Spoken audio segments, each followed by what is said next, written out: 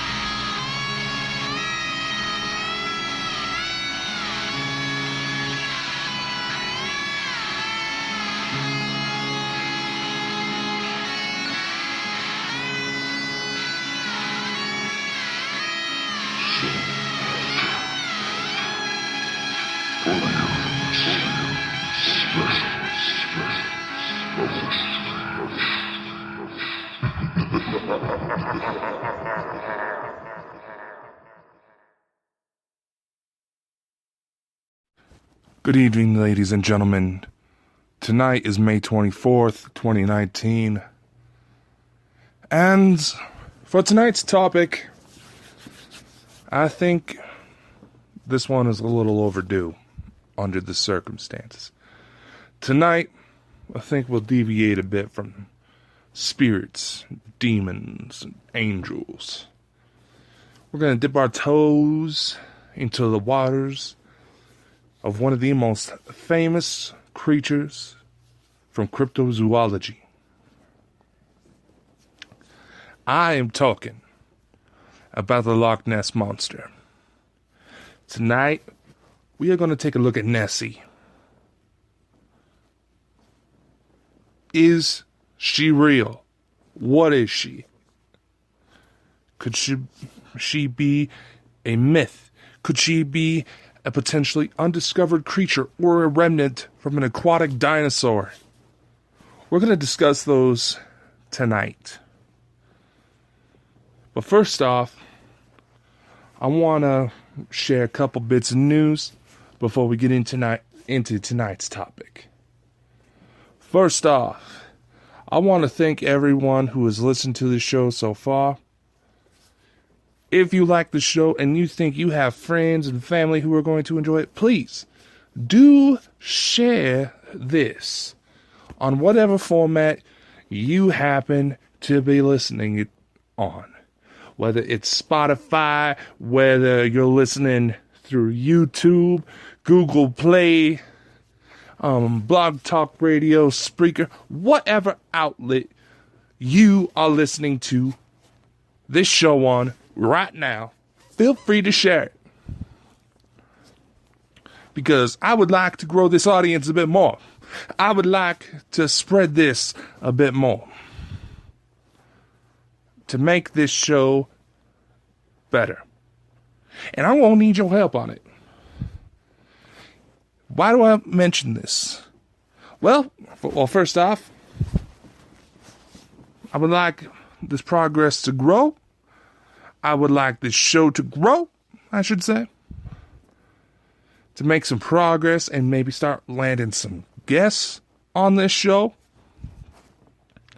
And I would also like to announce that for those of you who like to listen to podcasts or there's some music on iHeartRadio, guess what?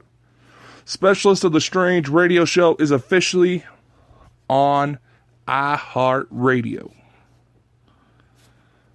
That is right. I got the notification on Monday. We're good to go there. Now I'm going to be able to reach more and more people. That's always a good thing. So if you like listening to podcasts through iHeartRadio, guess what? Your favorite charming and slightly mentally disturbed host is now on. Okay. Now, Dakota, you mentioned that there was going to be a second bit of news. Yes, I did, as a matter of fact. Due to some recent developments in expanding the operation, I thought maybe it would be a good time to produce some actual videos for you all. Something that you can enjoy on my YouTube channel and maybe a few other places if the need finds itself.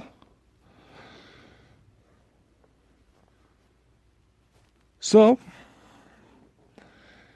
here within the next week, I'm going to try to shoot for next Wednesday, so do please be on the lookout for further updates on my social media pages. You will be able to find a link in the description, which will take you to a blog post that'll show you to the links to all of the outlets you can find me on, as well as a few other nifty little things that you might find interesting.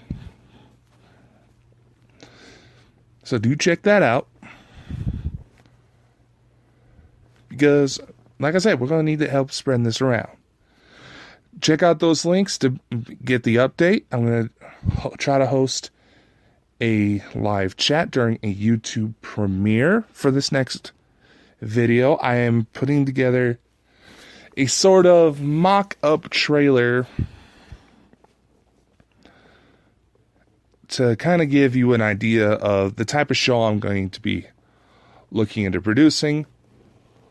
Once a few things on the technical side are settled. Basically, I need machines with more horsepower. So,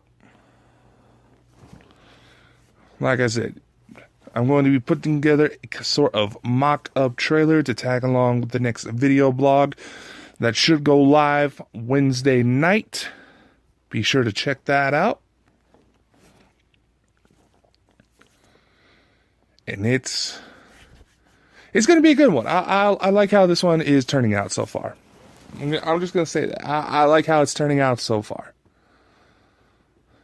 But I would like to get your opinion on it. It's basically a sort of mock-up trailer to the sort of idea I have for this show. Like I said, be on the lookout for the news on that one. It should go live on my YouTube channel, Specialist of the Strange, Wednesday night. If all goes well, I'll be doing a live chat as well while the video is going.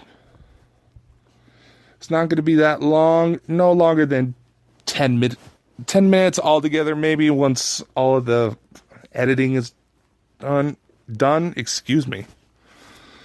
So anyway, there's that. Now, how about I stop blabbering about this and we get on with tonight's show? That sound good? That sounds good.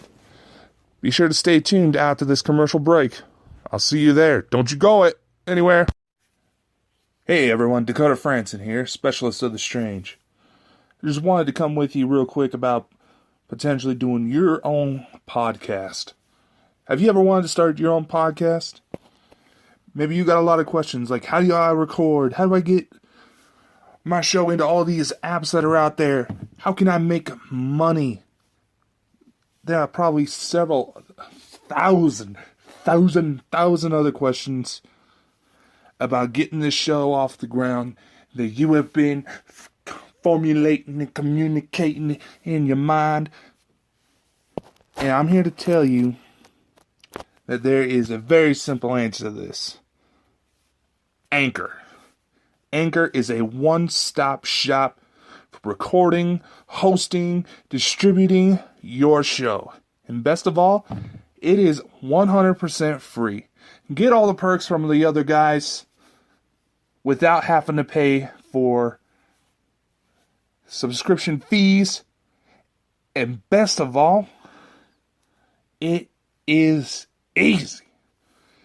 And in fact, Anchor can match you up with sponsors who want to advertise on your podcast right now, which means you can get paid doing what you love. Isn't that the fucking dream, my friends? In fact, that's actually what I'm trying to do right now by reading this ad for you. It is amazing. It helps ease the process for guests, putting on music, whatever you want to do. So if you want to start your podcast, make some money doing it, go to anchor.fm/start to join me and several other fabulous people already using Anchor. That's anchor.fm/start. And I cannot wait to hear you on the air. Now, why would I pay attention to the Loch Ness Monster? Some of you may wonder. Well, as a paranormal researcher, I don't limit myself to just ghosts, angels, demons. I want to see it all. I've always been like that. Anytime someone told me a story of something great or magnificent happening, or the legends of some mighty beasts or things they saw out in the wilderness, I was the type that wanted to strap up, pack up, and go check it out myself. That's why I also tend to be the type that doesn't get too offended when it comes to movie spoilers. Well, if they turned out to be truthful and good, to put it at the least. If it, like say, if someone were to spoil something in Avengers Endgame for me, I probably would not have gotten offended because that was just an awesome movie. But I'm getting off topic here. Loch Ness.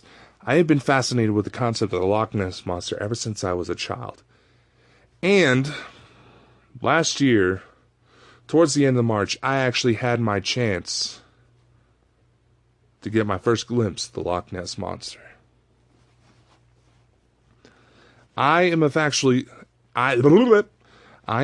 listed in the official register for Loch Ness Monster sightings, as I was able to catch the very first sighting of the year 2018, and I may have saw more than one. So, that being said, that is why I feel this episode was probably overdue. So let's fix that tonight. What is the history of the Loch Ness Monster? Is it, like I said, is this some sort of weird demon-like creature? Is it some sort of dinosaur that managed to somehow escape the grand extinction? Is it some sort of modern day dinosaur? Maybe it's not a plesiosaur like some of the theories suggested, but a modern descendant. Or could there be more than one? Or is there a possibility that this thing is immortal? That's what I want to talk about tonight. In order to do this, it's probably best that we go back to the very first sighting, which is believed to take place in the 6th century. The Irish saint, St. Columba, as the story goes, ordered one of his monks to swim across the lake to fetch a boat. Now, about halfway across this lake, the monster is said to have appeared and rushed at the swimmer, roaring in the most frightening way, possibly because it felt intimidated. Now, it is said that Columba cried out towards the creature, "Go no further, nor touch the man, go back." The monster ran off. This seems to be the only hostile sighting of the Loch Ness monster. It's also widely believed to be the very first one, so maybe something happened between there that never got reported. It's hard to say, really. Now, a lot of people become skeptical that around the turn of the 20th century, Nessie is allegedly said to become more active. That is not quite the case. A highway that was built along the loch itself was built around that time. Runs right across the shore of it, practically.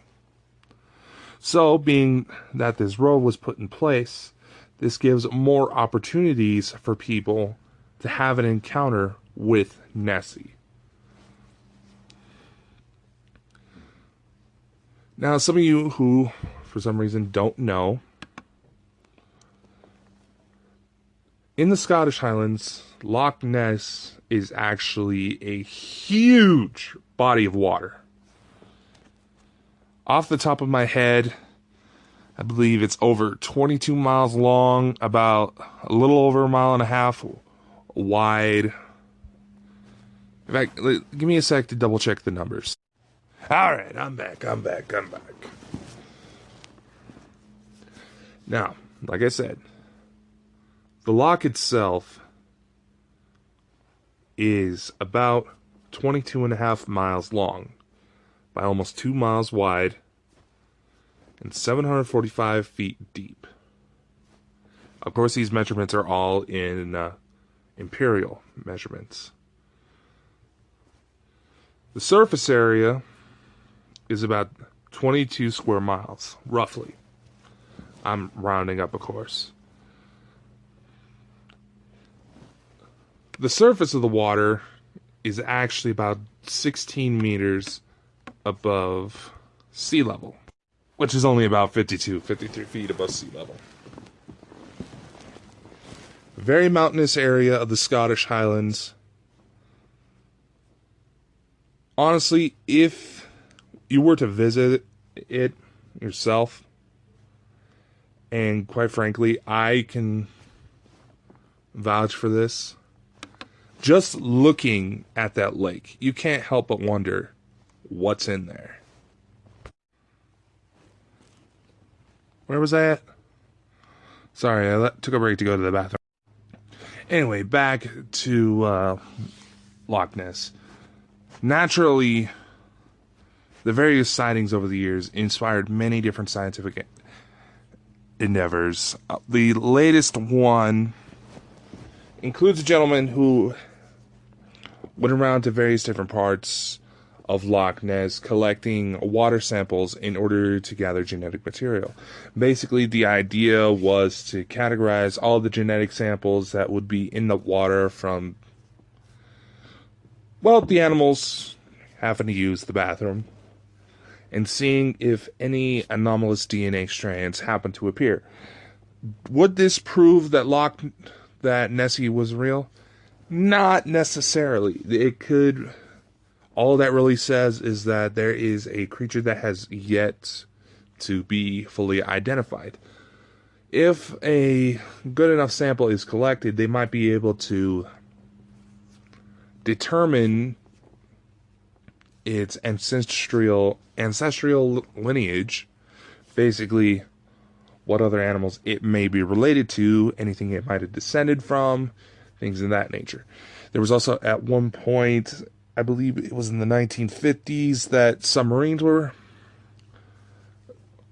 submerged in one of the first submarine expeditions into Loch Ness actually took place, where under Urquhart Castle, which is right along the shore of Loch Ness, which is also believed to be where the lowest depth is, stating to almost get about a little over 900 feet deep around that area.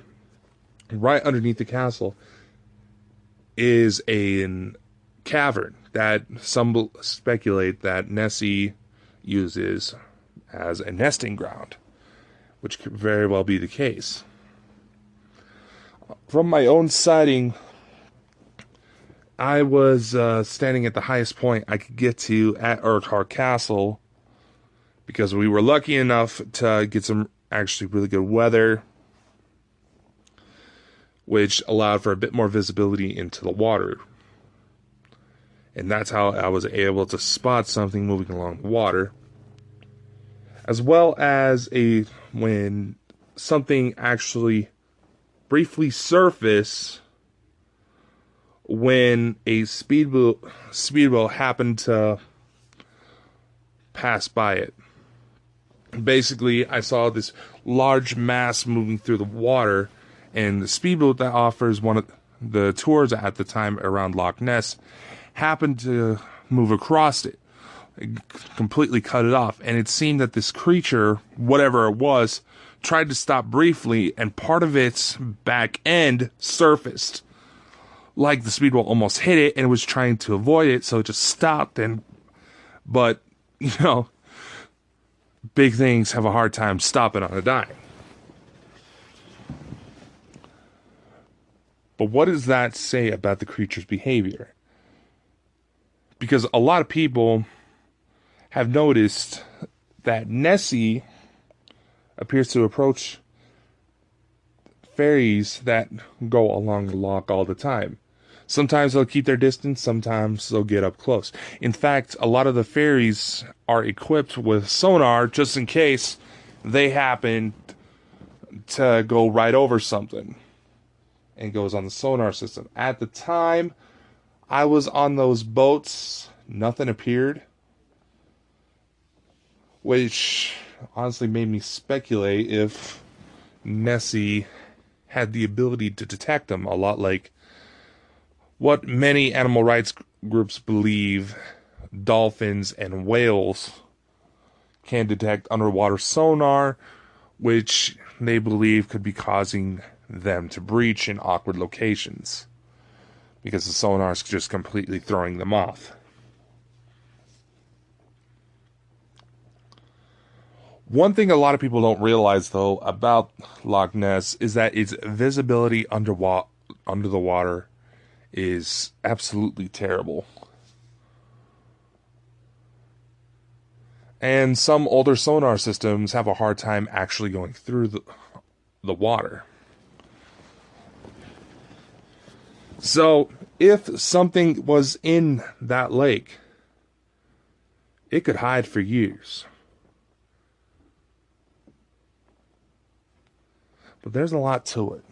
There's still, and despite all of the hoaxes, people trying to fake it, some people trying to tape what looks like little snake heads on the ends of submarines, falsifying photos, editing photos, using toys even to try to capture Nessie. Unfortunately, deviates a lot of scientific exploration. Because several people have made the mistake of misidentifying old tree stumps and even local animal populations as the Loch Ness Monster. However, if you really look at it, that doesn't necessarily say whether or not something's in the water. I'm kind of jumping around here, and I do apologize. But this is just to go over a brief history. Like I said before, I myself am in the official Loch Ness registry, and there should be a link in the episode description below that should take you right to it. That can give you a lot more information. As well as give you a better description of the history. Like I mentioned before, several sightings didn't happen until a highway was built right along the coast. So naturally, that gives more people more opportunities to see it. And like I mentioned before, Loch Ness is a large body of water.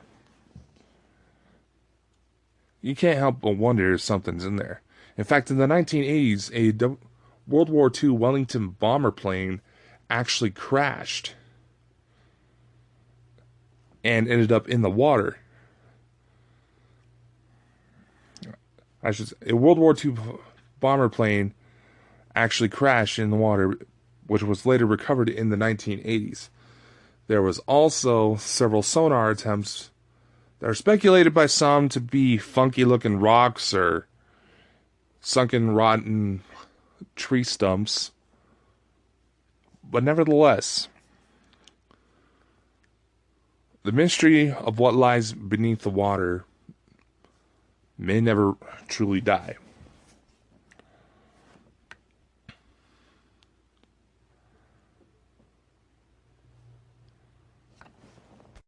But to hopefully straighten ourselves out here, let's go into a bit of the fakes, jokes, and hoaxes as the Loch Ness Registry actually labels them. Whenever anything like ghosts, Bigfoot, Loch Ness, aliens, if someone can think of a way to recreate that image, they're probably going to. The most famous example would be the Sturgeon Photo, which is said to be the very first image of the Loch Ness Monster. And it is often utilized whenever the subject comes up. Now, at the time, it should be noted that the man who took the photo stated it was simply something moving in Loch Ness. What he failed to mention, which turned into a deathbed confession within the 1990s, was that particular object that he photographed moving around in Loch Ness was placed by a Mr. Christian Sperling,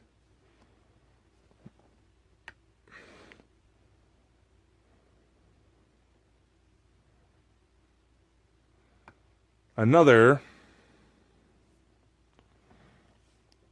famous fake happened to end up in a Sherlock Holmes film in 1969.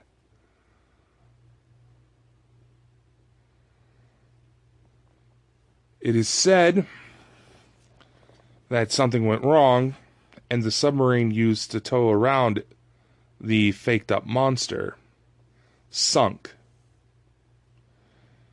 and has yet to be recovered. It is believed that many underwater photographs, I am so sorry about that, Many of the underwater photographs and some of the sonar are believed to be this fake monster.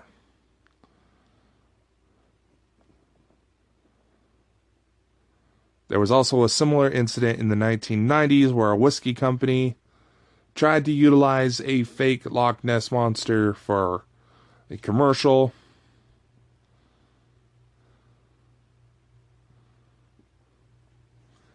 However,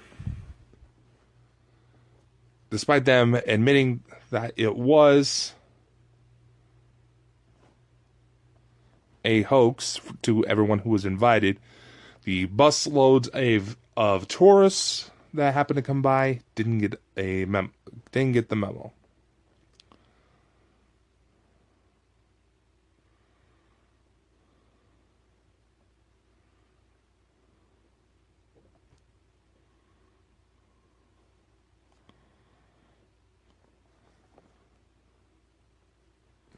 Another interesting fake happened to happen in 2013. George Edwards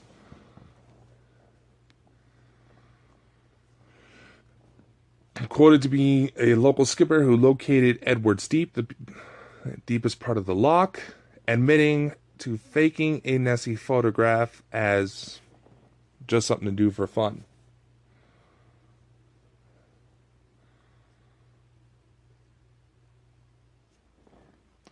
Unfortunately, this also makes looking for the Loch Ness Monster that much more difficult. However, in spite of these incidences, there are still many sightings of what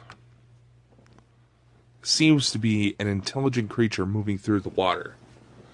While some may say that some of these may be misinterpreted tree logs, even there's even a seal population in the area. Sorry.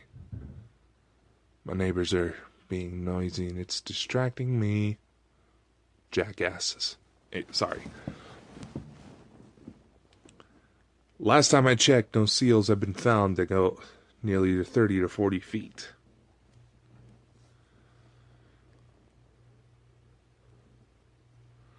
And scientific explorations of the lake still continue in spite of the speculation due to the numerous hoaxes that have happened over the years. Unfortunately, the scientific community has a nasty habit of stating if it can be faked, it likely is faked. While that speculation can be healthy in a lot of areas due to the fact that there's a lot of people that have not a lot of time on their hands and will try to fake something in order to gain publicity or even make money off of it. It seems that something is still going on because Loch Ness is far from the only body of water in the world said to contain some sort of large creature. There was similar Loch Ness sightings in Canada. There was some in the waters near London, which made people believe that Nessie took a vacation. Nearly any large enough body of water is said to have some sort of Loch Ness monster. The monster in Lake Champlain, Champ. There's the Bear Lake monster here in Idaho. In fact, in the Snake River, there are rumors of a large aquatic creature, which actually has been noted by local fish and game authorities as a rogue sturgeon. Which brought that up. I brought that up for a reason, so just trust me here. Aquatics, quote-unquote, monster sightings happen all the time. And they will likely continue to happen, being that we know more about the stars above our heads than the waters below our feet. We don't know everything that is out there. And there are very well undiscovered creatures out there that may resemble what people are seeing in these waters. Now, Loch Ness, the Loch Ness Monster, and many others, the main theory around what they could be is either a plesiosaur that survived the extinction that wiped out the dinosaurs, or perhaps even a modern descendant. There is also a species, I believe, called Oarfish. That's right. One of the theories out there is that many of these river monster sightings may actually just be gigantic ass fish. One of the main species that's suspected of it is called the Oarfish, and it's considered to be the longest bony fish alive. The giant oarfish, I should say. Which is said to grow to at least 11 meters in length. That's a big fish. Going back to the Snake River here in Idaho, that big ass sturgeon. Local fish and game authorities are well aware of it because in their population programs for sturgeon, often these fish will return to the same grounds they were raised, that they were born in order to lay eggs. For some reason, this particular sturgeon did not do so, and continued to go out into the wild and continued to grow. It is believed to have reached over 9 feet in length. In fact, there was actually a video that floats around of 2 fishermen who managed to catch it, but naturally ended up losing it. They're not exactly sure why this fish didn't decide to return home. It just did. Is one of those anomalies that we may never know. Because unless somebody figures out how to translate the language of animals, we may never know the reasons behind it. If they were so capable of that complex of thought.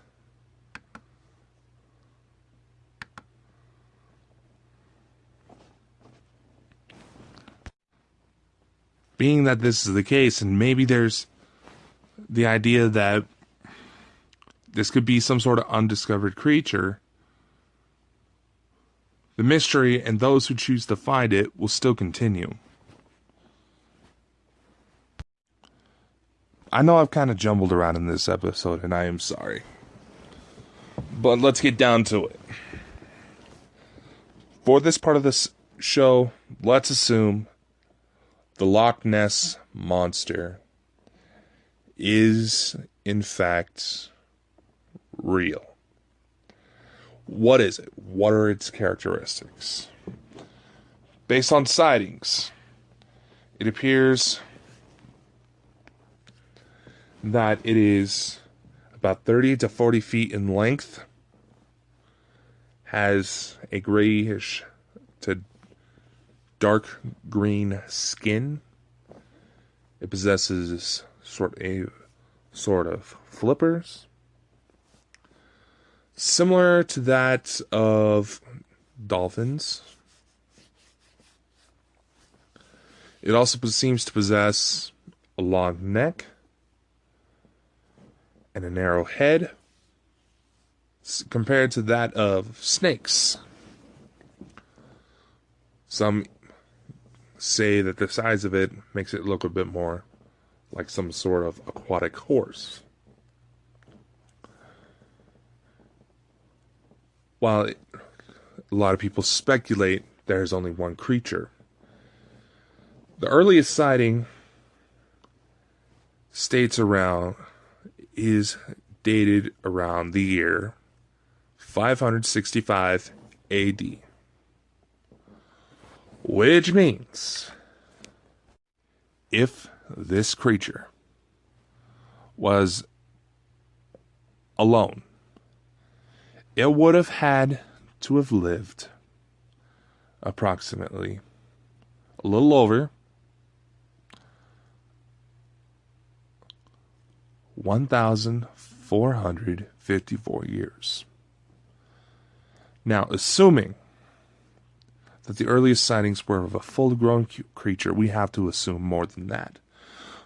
So for these purposes, let's say that the creature is roughly 1,500 years old. Right now, the animal that is believed to have the longest average lifespan is the Galapagos tortoise. And they usually top out around 150 years old. So, that being the case,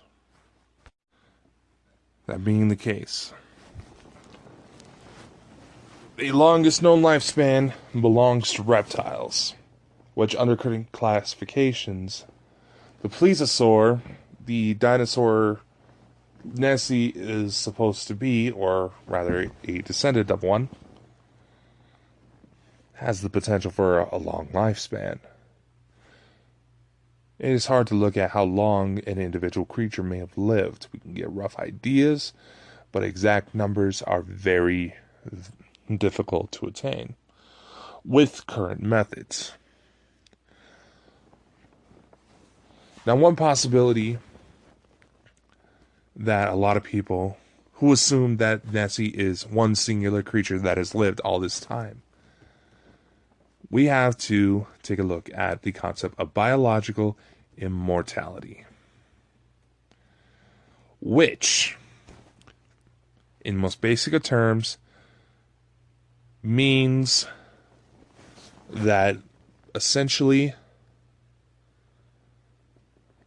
this creature can live forever. It has the potential to live forever, or an overextended amount of time. But it can still die should it ever become injured or diseased. Current animals that are noted to have achieved some form of biological immortality are as follows. Several small species of bacteria are believed to have biological immortal traits.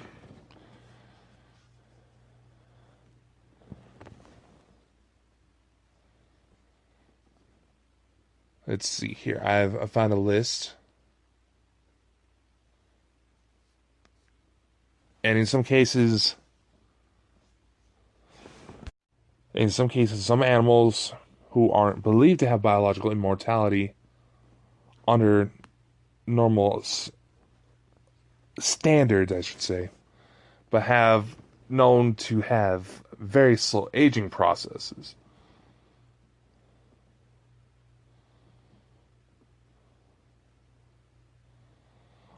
Include Blanding's turtle, which is known to live about 77 years, 102 years, Eastern box turtle, 138 years, red sea urchins, 200 years, rough-eye rockfish, 205 years, ocean quahog clam,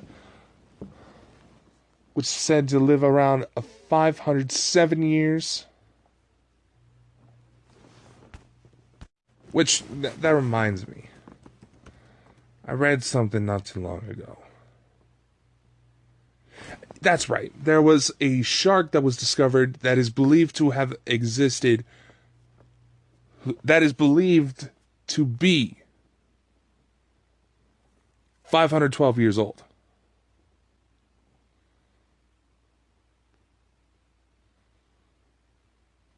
This shark was literally old enough to watch the United States become a nation and see it become exactly what it is today. Now, for this particular shark, they estimated its age from eye tissue samples. And the specific species was a Greenland shark, and if I remember correctly, it was actually a female.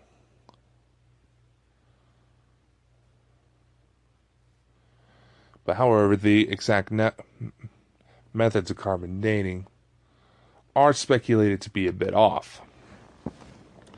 Under all of that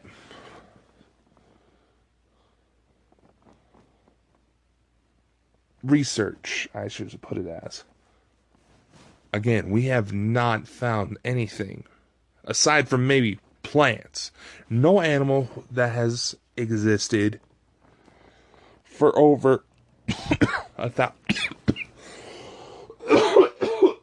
God damn. Thought I was over that. No animal has been found that exists for over 1,000 years. Could they be out there? Maybe. But under this sense, we have to speculate. There may have been more than one Nessie all along. Now, if you go to skim through the sightings that are on the official Loch Ness register, like I said before, the link to it will be provided in the description. It seems there have been only 2 reported sightings that speculate there may be more than one.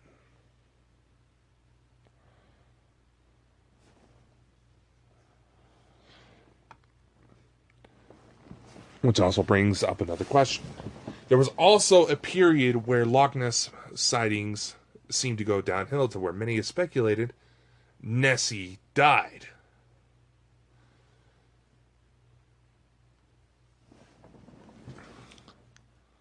But how could that be the case if there's more than one?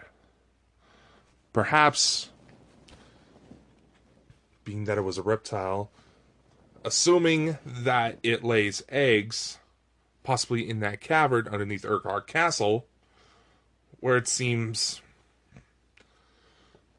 most of the sightings seem to take place. Maybe there's a long incubation period. And maybe plesiosaurs traveled when their eggs were laid.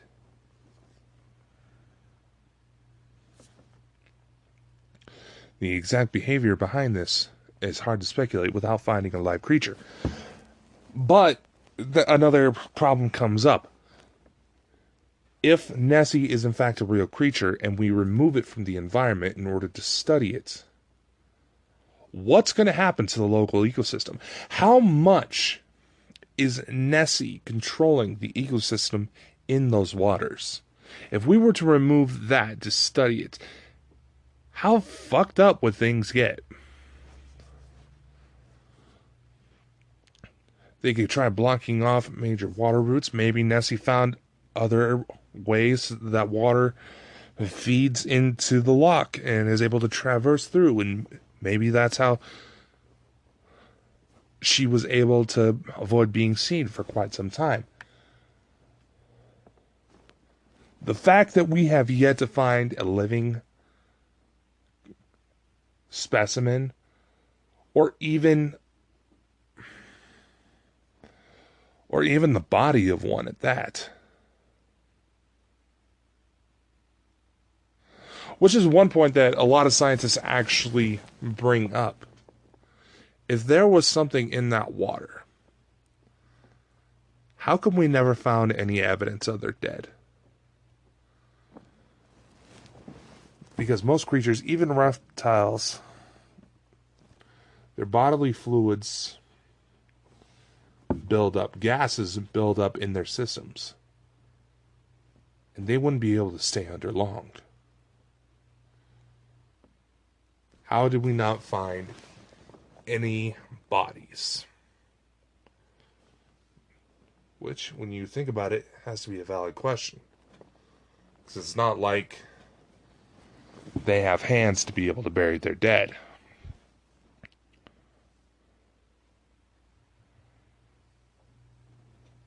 And maybe some of the local fish population take care of the bodies. And the conditions in Loch Ness, because the water stays warm enough year-round to where it doesn't freeze over in the winter, the conditions in the loch make it to where the deterioration of blood cells, of the cells in its body, are rapid. Nothing would get left behind. And the fossils would stay. Any skeletal remains would not likely surface. And it's not like and that body of water is low enough to where we can comb the lake, hoping to find some sort of weird bones down there.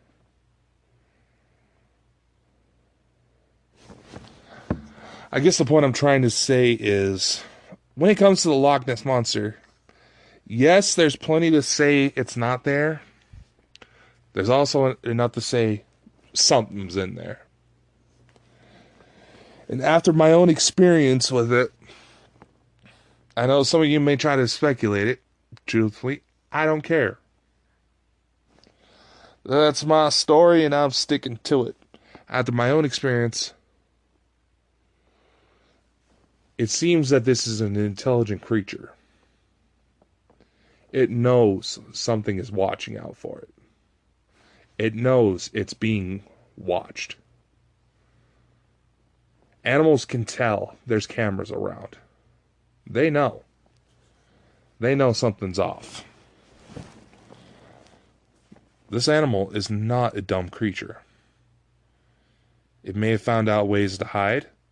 The one account from St. Columba could be a situation where it simply got territorial. But now that it has become such a tourist attraction, it's not going to try to confront itself out of fear of being caught and potentially harmed.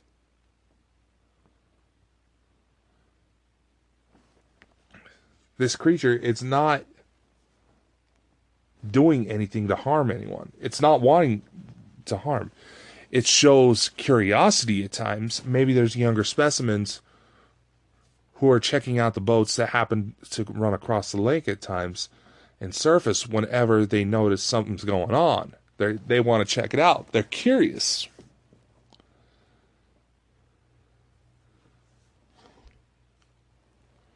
But they're also keeping their distance. Or at least enough distance to where they can easily get away. A creature of that size wouldn't likely have many natural predators. The Loch Ness Monster could very well be the apex predator in those waters, so to speak. And there may be someone who can quote me, who could probably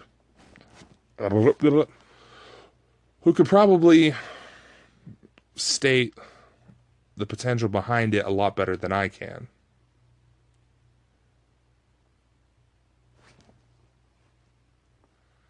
But nevertheless, it's a very curious specimen, so I want to know your thoughts on the matter.